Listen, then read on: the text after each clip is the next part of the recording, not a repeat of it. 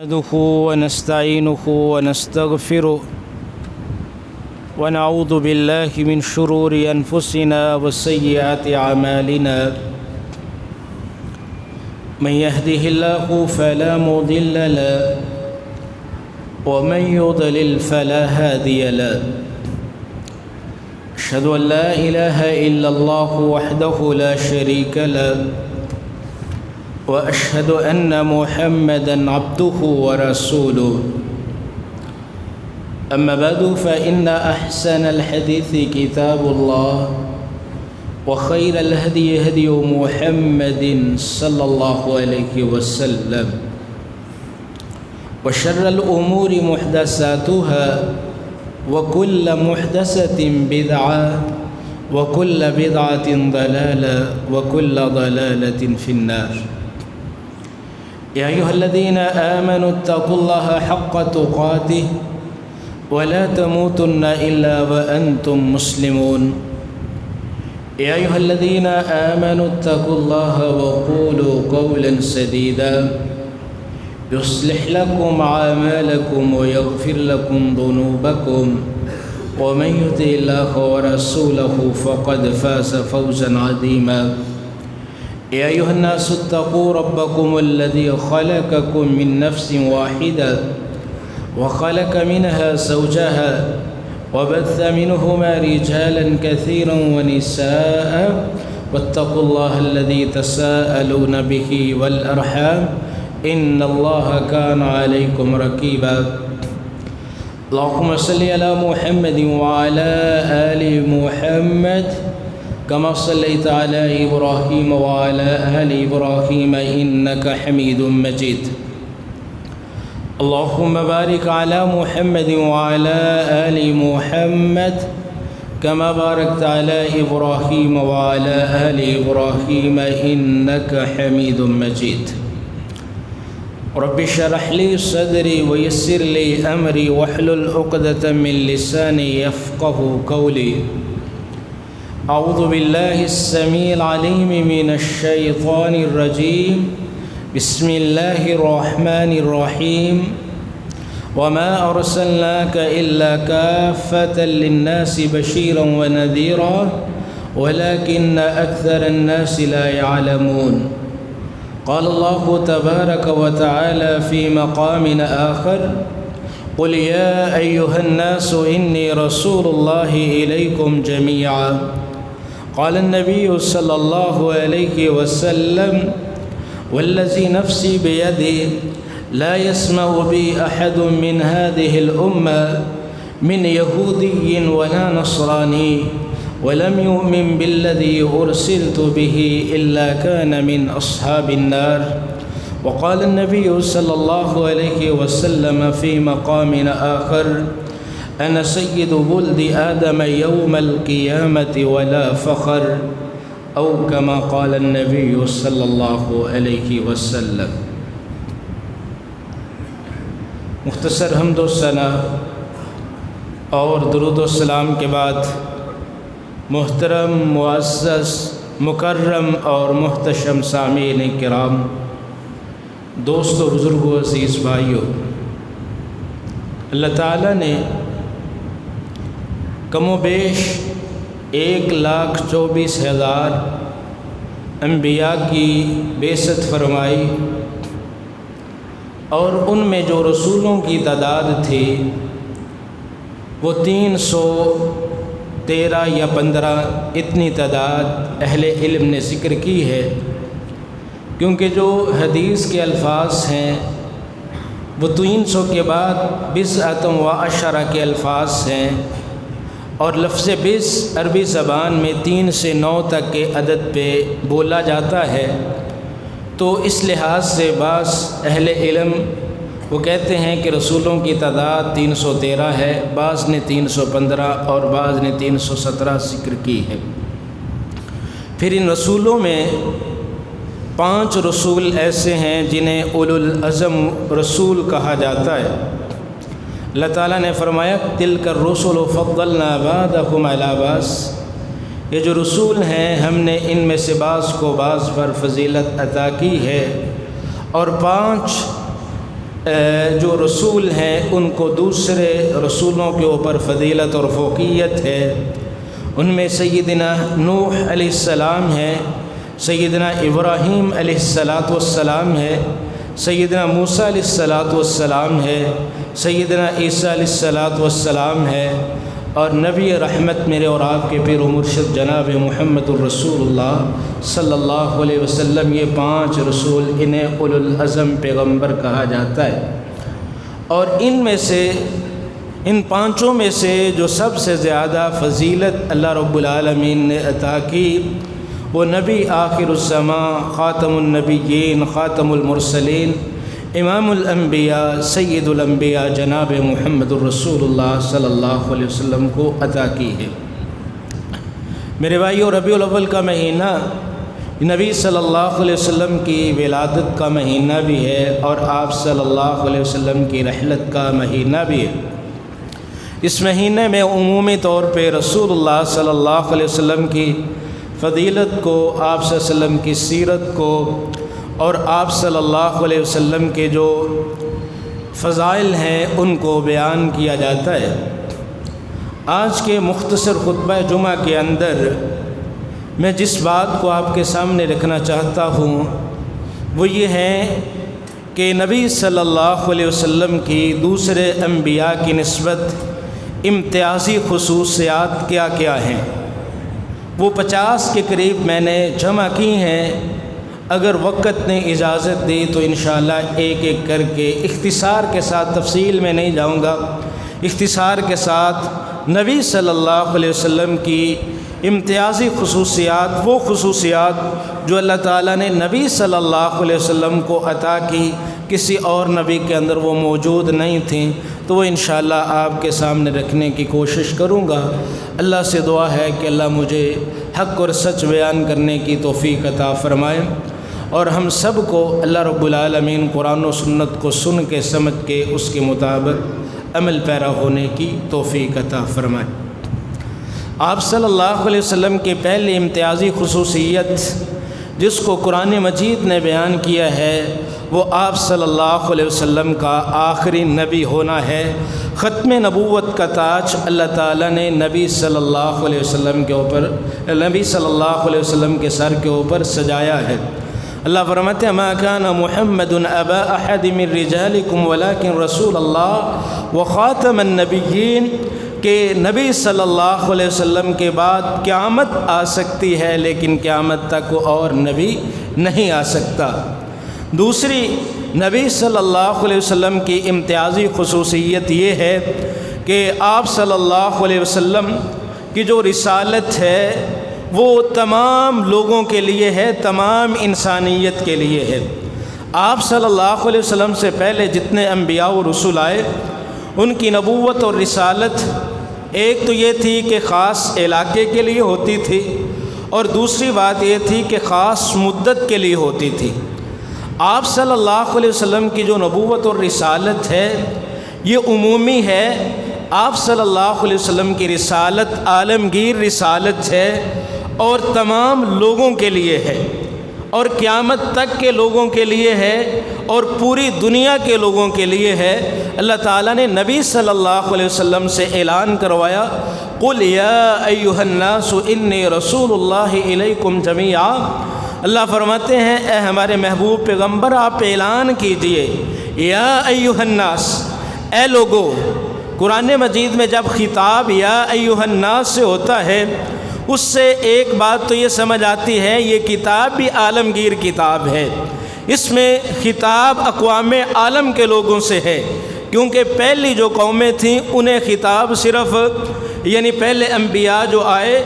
تو وہ خطاب صرف اپنی امت اور اپنی قوم کو کرتے تھے، لیکن اس خطاب میں اللہ تعالیٰ نے جو خطاب کیا ہے وہ یا ایھا الناس سے خطاب کر کے اللہ تعالیٰ نے اقوام عالم کے تمام لوگوں کو مخاطب کیا ہے اور کہا کہ اے لوگو، اللہ کے رسول آپ اعلان کیجئے کہ یا ایھا الناس، اے لوگو انی رسول اللہ الیکم جمیعا، بے شک میں تم تمام لوگوں کی طرف اللہ کا رسول بنا کے مبعوث کیا گیا ہوں۔ اور دوسری آیت میں اللہ نے فرمایا وَمَا أَرْسَلْنَاكَ إِلَّا كَافَّةً لِلنَّاسِ بَشِيرًا وَنَذِيرًا، اے ہمارے محبوب پیغمبر، ہم نے آپ کو تمام لوگوں کے لیے بشیر اور نذیر بنا کے مبعوث فرمایا۔ میرے بھائیو، اس چیز کو سمجھیے، ہم مسلمان یہ کہتے ہیں کہ اللہ کے رسول صلی اللہ علیہ وسلم ہمارے نبی اور ہمارے رسول ہیں۔ ہاں، ہمارے رسول ہیں، لیکن صرف ہمارے نہیں ہے۔ اللہ کے رسول صلی اللہ علیہ وسلم کی جو نبوت اور رسالت ہے وہ تمام اقوام عالم کے لیے ہے۔ آپ صلی اللہ علیہ وسلم تمام لوگوں کے رسول بنا کے مبعوث کیے گئے ہیں۔ آپ صلی اللہ علیہ وسلم یہودیوں کے بھی، عیسائیوں کے بھی، موجوسیوں کے بھی، سکھوں کے بھی، ہندوؤں کے بھی، جتنی اقوام ہیں، جتنے مذاہب ہیں، آپ صلی اللہ علیہ وسلم کی رسالت عمومی رسالت ہے۔ آپ صلی اللہ علیہ وسلم کو ان تمام لوگوں کی طرف رسول بنا کے مبعوث کیا گیا ہے۔ اس اعتبار سے نبی صلی اللہ علیہ وسلم کی امت کی دو قسمیں ہیں، بات یاد رکھنے والی ہے۔ پہلی امت ہے امت دعوت۔ آپ صلی اللہ علیہ وسلم کی بعثت کے بعد قیامت تک آنے والے جتنے لوگ ہیں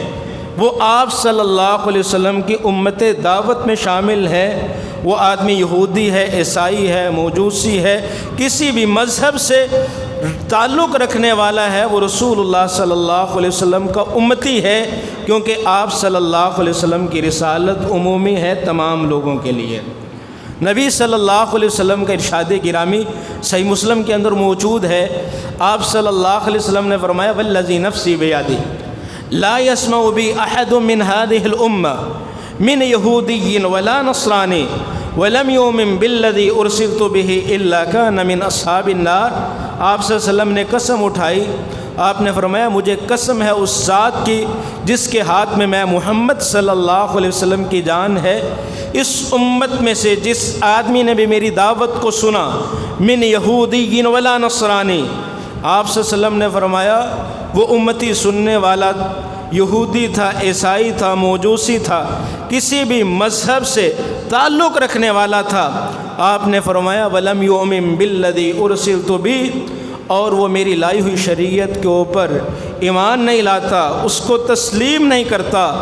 آپ نے فرمایا إِلَّا كَانَ مِنْ أَصْحَابِ النَّارِ، اگر وہ میری لائی ہوئی شریعت کو تسلیم نہیں کرے گا، ایسے آدمی کا ٹھکانہ جہنم میں ہوگا۔ جب آپ صلی اللہ علیہ وسلم رسول بنا دیے گئے، آپ کی رسالت نے پہلی تمام شریعتوں کو منسوخ کر دیا ہے۔ آپ کی نبوت اور رسالت کے بعد کوئی بھی آدمی کسی بھی مذہب سے تعلق رکھنے والا وہ یہ کہتا ہے کہ میں عیسائیت کے اوپر پوری طرح سے عمل پیرا ہوں، یہودی یہ کہتا ہے کہ میں اپنے دین کے اوپر مکمل عمل کرنے والا ہوں،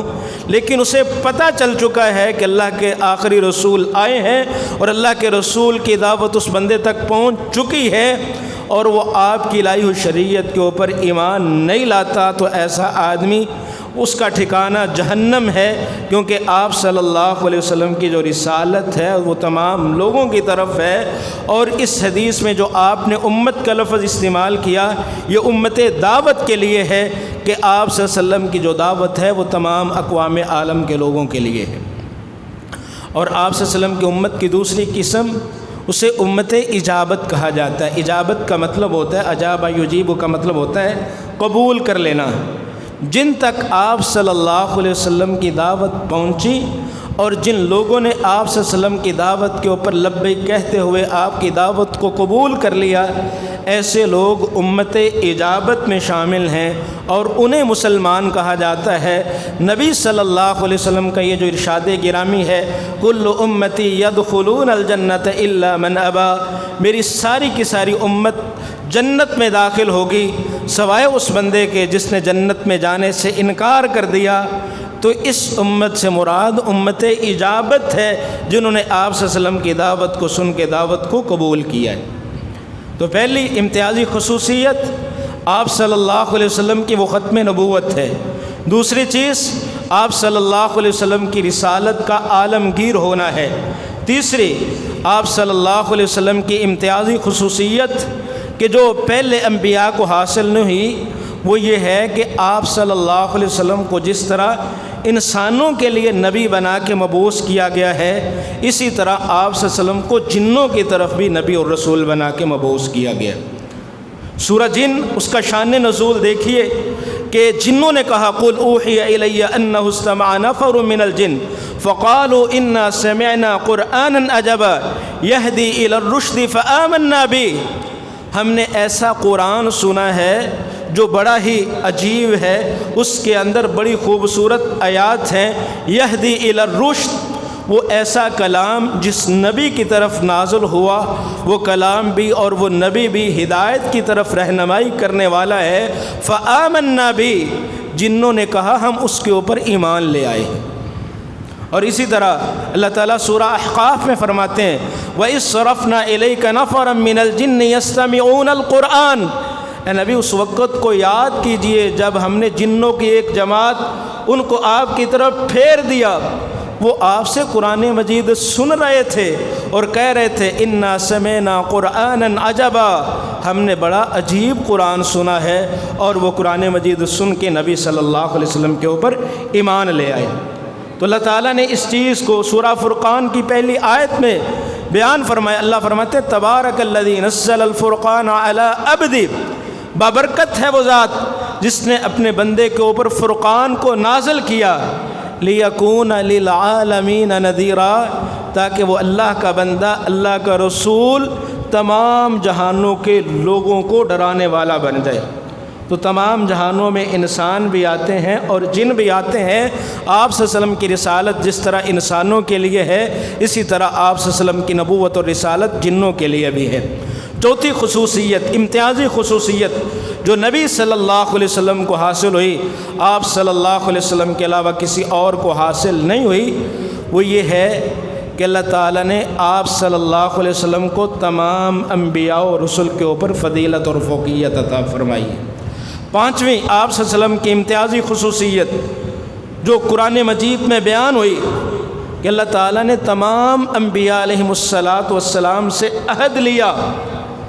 کہ جب میرا آخری نبی آ جائے اور تم اس کے دور کے اندر موجود ہو، لَتُؤْمِنُنَّ بِهِ وَلَتَنْصُرُنَّ، تو تمہارے لیے لازم ہوگا کہ تم نے میرے آخری رسول پہ ایمان بھی لانا ہے اور اس نبی کا مددگار بھی بن جانا ہے۔ اگلی آپ صلی اللہ علیہ وسلم کی امتیازی خصوصیت کہ آپ صلی اللہ علیہ وسلم کو معجزے کی صورت میں آخری کتاب قرآن مجید عطا کی گئی ہے۔ اس طرح کا معجزہ، اس طرح کی کتاب اللہ تعالیٰ نے کسی اور نبی کو عطا نہیں کی، اور اس معجزے کی خاصیت اور امتیازی خصوصیت یہ ہے کہ پہلے جتنی کتابیں آئیں ان سب میں تحریف ہوئی، تبدیلی ہوئی، لیکن یہ کتاب، یہ معجزہ اللہ تعالیٰ نے نبی صلی اللہ علیہ وسلم کو عطا کر کے اللہ تعالیٰ نے اس کی حفاظت کا ذمہ خود لیا۔ اللہ فرماتے ہیں انا نحن نزلنا الذکر وانا لہ لحافظون، اے نبی ہم آپ کے اوپر ذکر کو نازل کر رہے ہیں، یہ معجزہ، یہ کتاب آپ کو عطا کر رہے ہیں، صرف عطا ہی نہیں کریں گے، وانا لہ لحافظون، اللہ فرماتے ہیں پھر ہم اس کی حفاظت بھی کریں گے۔ پہلی جتنی کتابیں آئیں ان میں تحریف ہو چکی، تبدیلی آ چکی، لوگوں نے اپنی مرضی سے اس میں تغیر اور تبدل کر دیا، لیکن قرآن مجید 1450 سال گزرنے کے بعد بھی اس کے ایک حرف یا ایک لفظ کے اندر تبدیلی ممکن ہی نہیں۔ اس کتاب کو اللہ تعالیٰ نے جو حفاظت کے دو طریقے، ایک طریقہ یہ ہوتا ہے کہ اس کو لکھ کے محفوظ کر لیا جائے، اور حفاظت کا دوسرا طریقہ یہ ہوتا ہے کہ اسے اپنے سینے کے اندر محفوظ کر لیا جائے۔ اللہ نے دونوں طریقوں سے اس کتاب کی جو نبی صلی اللہ علیہ وسلم کو عطا کی گئی تھی، یہ لکھا ہوا بھی محفوظ ہے، اور لاکھوں مسلمانوں کے سینوں کے اندر بھی اللہ تعالیٰ نے اس کو محفوظ کر دیا ہے۔ اگلی امتیازی خصوصیت جو نبی صلی اللہ علیہ وسلم کو عطا کی گئی، صحیح مسلم کی روایت ہے، سیدنا عبداللہ بن عباس رضی اللہ عنہ فرماتے ہیں کہ سیدنا جبرائیل علیہ السلام رسول اللہ صلی اللہ علیہ وسلم کی خدمت کے اندر حاضر ہوتے ہیں اور آ کے کہتے ہیں اللہ کے رسول صلی اللہ علیہ وسلم، اللہ تعالیٰ نے آج آسمان کا وہ دروازہ کھولا ہے جو آج سے پہلے کبھی نہیں کھولا گیا تھا، اور اللہ کے رسول صلی اللہ علیہ وسلم آج اللہ تعالیٰ نے اس فرشتے کو زمین کے اوپر نازل کیا ہے، وہ آپ کے لیے 2 نور کے تحفے لے کے آیا ہے۔ وہ فرشتہ آج سے پہلے کبھی زمین کے اوپر نازل نہیں ہوا تھا۔ تو عبداللہ بن عباس رضی اللہ عنہ فرماتے ہیں کہ ہم رسول اللہ صلی اللہ علیہ وسلم کی طرف دیکھ رہے تھے، پھر جبرائیل علیہ السلام نے رسول اللہ صلی اللہ علیہ وسلم کو فرمایا، اللہ کے رسول، یہ اللہ کی طرف سے آپ کے لیے 2 تحفے لے کے آیا ہے، یہ 2 تحفے آپ سے پہلے کسی نبی کو عطا نہیں کیے گئے۔ پہلا تحفہ عبداللہ بن عباس رضی اللہ عنہ فرماتے ہیں جو سیدنا جبرائیل علیہ السلام نے آپ کو عطا کیا، فاتحۃ الکتاب، وہ سورہ فاتحہ تھی، اور دوسرا سورہ بقرہ کی آخری 2 آیات تھی۔ یہ نبی صلی اللہ علیہ وسلم کو یہ 2 تحفے عطا کیے گئے، آپ سے پہلے کسی اور نبی کو یہ تحفے عطا نہیں کیے گئے۔ اور پھر یہ ہے کہ آپ صلی اللہ علیہ وسلم کا جو دین ہے، یہ دین مکمل بھی ہے اور ناقابل منسوخ بھی ہے۔ اس دین کو اللہ نے مکمل کر دیا، اس سے پہلے جتنے ادیان آئے وہ مکمل نہیں تھے، اور جیسے ہی اگلی کوئی کتاب اور شریعت آتی اس کی وجہ سے پہلا دین اور پہلی شریعت منسوخ ہو جاتی۔ اللہ تعالیٰ نے اس دین کو مکمل بھی کر دیا ہے اور یہ قیامت تک ناقابل منسوخ بھی ہے۔ اور پھر نبی صلی اللہ علیہ وسلم کو اگلا اعزاز امتیازی جو عطا کیا گیا وہ یہ ہے کہ نبی صلی اللہ علیہ وسلم کو معراج کا اعزاز اور شرف عطا کیا گیا۔ یہ شرف اللہ تعالیٰ کے رسول صلی اللہ علیہ وسلم سے پہلے کسی اور نبی کو عطا نہیں کیا گیا تھا۔ اور پھر یہ ہے اگلی امتیازی خصوصیت کہ جب آپ صلی اللہ علیہ وسلم کو اسراء اور معراج پہ لے جایا گیا تو مسجد اقصیٰ میں تمام انبیاء و رسل کو جمع کیا گیا، اور وہاں پہ تمام انبیاء کی امامت کا جو سیرا سجا وہ نبی صلی اللہ علیہ وسلم کے سر کے اوپر سجا کہ اللہ تعالیٰ نے آپ صلی اللہ علیہ وسلم کو مسجد اقصیٰ میں تمام انبیاء کا امام بنا دیا۔ اور اگلی امتیازی خصوصیت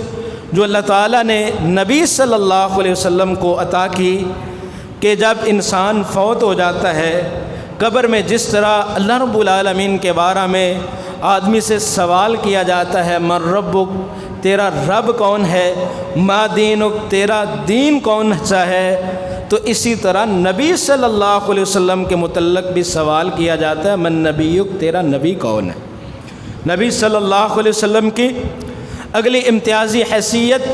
کہ آپ صلی اللہ علیہ وسلم کو مقام محمود عطا کیا گیا ہے۔ ہم جب اذان ہو جاتی ہے اس کے بعد جو دعا مانگتے ہیں یا پڑھتے ہیں اس میں ہم رسول اللہ صلی اللہ علیہ وسلم کے لیے مقام محمود کا سوال کرتے ہیں، وَابْعَثْهُ مَقَامًا مَحْمُودًا الَّذِي وَعَدتَّ، اے اللہ نبی صلی اللہ علیہ وسلم کو وہ مقام محمود عطا کر دے جس کا تو نے نبی صلی اللہ علیہ وسلم سے وعدہ کیا ہے۔ اب سوال یہ ہے کہ یہ مقام محمود ہے کیا؟ بعض روایات میں یہ بات موجود ہے کہ مقام محمود سے مراد یہ ہے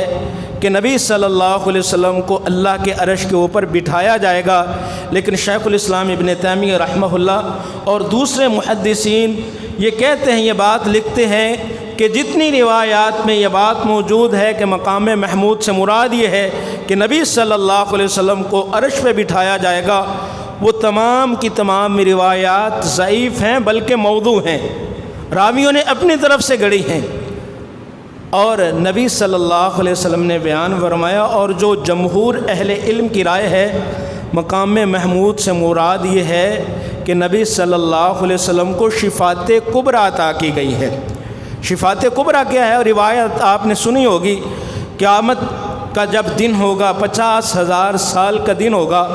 لوگ مارے مارے پھر رہے ہوں گے، اللہ رب العالمین لوگوں کے درمیان فیصلہ شروع نہیں کریں گے،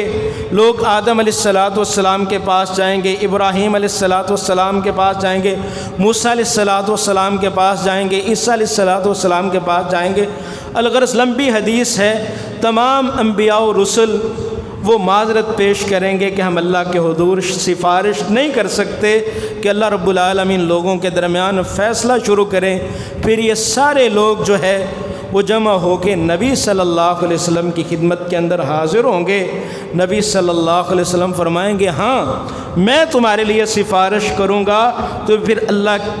کہ رسول صلی اللہ علیہ وسلم اللہ کے حضور جا کے اللہ سے سفارش کریں گے اور اللہ تعالیٰ رسول اللہ صلی اللہ علیہ وسلم کی سفارش کو تسلیم کر کے مان کے اللہ تعالیٰ لوگوں کے درمیان فیصلہ کرنا شروع کر دیں گے۔